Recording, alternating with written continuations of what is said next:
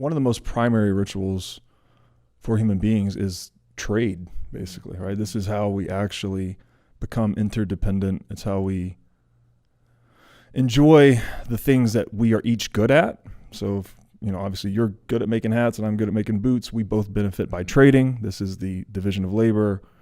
This is the win-win game that humans can play and actually increase their standards of living through cooperation. This is also why coercion is a big problem, because that's opposite to that process. It makes it a zero-sum game rather than a positive-sum game. So let's say ritual is very primary. Trade is probably the primary ritual. Money is an emergent phenomenon of trade, ultimately. It's just whatever the most tradable asset is in any economy. You'll often hear people talk about prisoners using cigarettes as money and things like this. It's because that particular asset best plays the role of money in that microeconomy, right? Like, it's divisible, it's durable, it's usable, all these things that we can get into later. And so money is just this social phenomenon, or this social technology, if you will, that we impute to a certain asset, but it's just the asset that is most tradable and held with the intention of trading it in the future, not consuming it. So it's something that like activates and energizes and continues this ritual across time. And so this is where my meditation got a little strange for me, because we actually metaphorize time in terms of money, right? Like, how do you spend your time? You better invest your time wisely. We actually understand the abstraction of time in terms of our embodied experience of handling money. So but the thesis that I'm wrestling with, this is very new after my meditation on the way over here, is that like we have physical embodied experience. Primary to that is trade, so that we can engage in the division of labor and cooperation with one another. From that embodied experience of handling money and trade, we gain this conceptualization of time. And from the conceptualization of time comes basically everything else in the world of ideas, right? From calendars, you get religion. From religion, you get social institution. From social institution, you get civilization, basically. So I don't mean to give you the super deep answer to the question, but when you asked me this morning, right after my meditation, that's the one that comes up. Yeah, well, I appreciate it. I'm glad you're working it out in real time with us here. Yeah. So it sounds to me like I like that analogy of different forms of money being used in the context that's applicable at the time, like cigarettes being traded, because that's something that's obviously valuable, and it infers that. But you mentioned Bitcoin, and that's obviously central to today's conversation, a lot of your speciality. So Bitcoin 101, I think a good place to start here is my somewhat limited understanding of Bitcoin is it emerged as a solution to a problem. And I think it's important to understand what the problem is and then position why Bitcoin might be or is the solution to that. Yeah, it's another very deep question. Right? We like deep, man. We've Let's go. spent years and years talking about it on the show, so I'll do my best to try and hit the high points.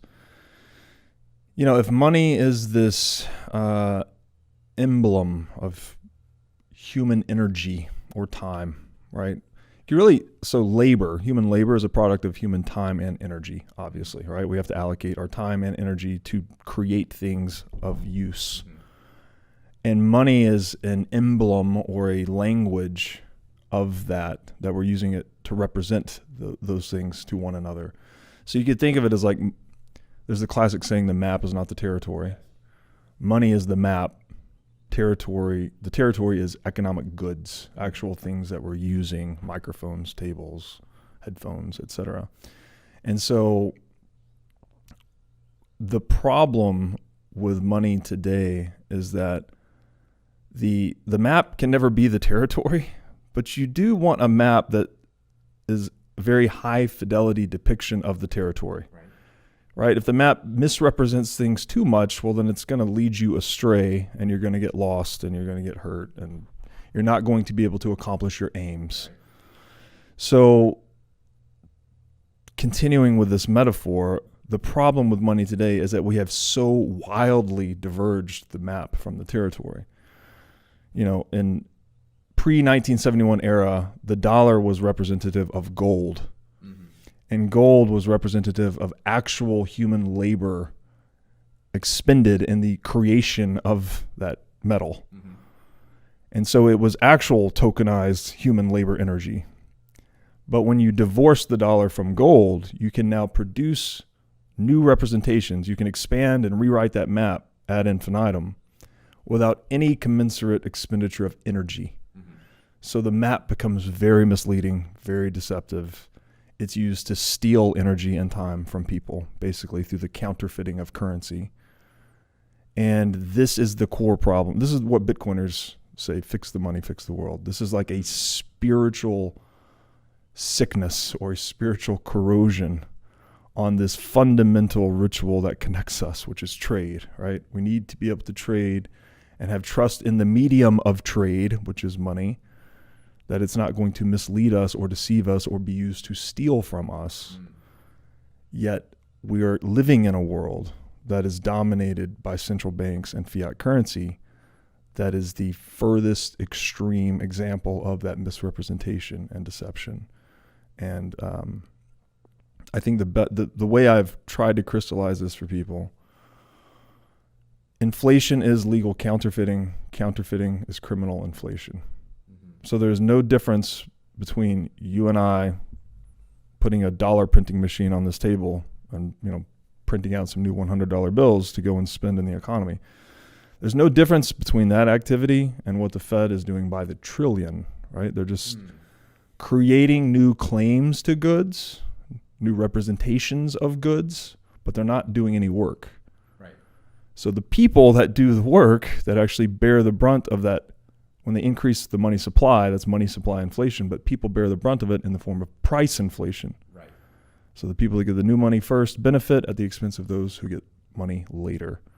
So this entire system is being used to basically steal from the poor and the working class and reallocate purchasing power to those nearest the spigot of counterfeited currency, which are central bankers, bureaucrats, politicians, etc. This is that root problem Right. Bitcoin seeks to root out. Thanks for watching. If you enjoyed this episode, click here to find more just like it, and here to find our most recent episode. Also, make sure to like this video to help shine light on the corruption of money, and be sure to subscribe to this channel to stay connected.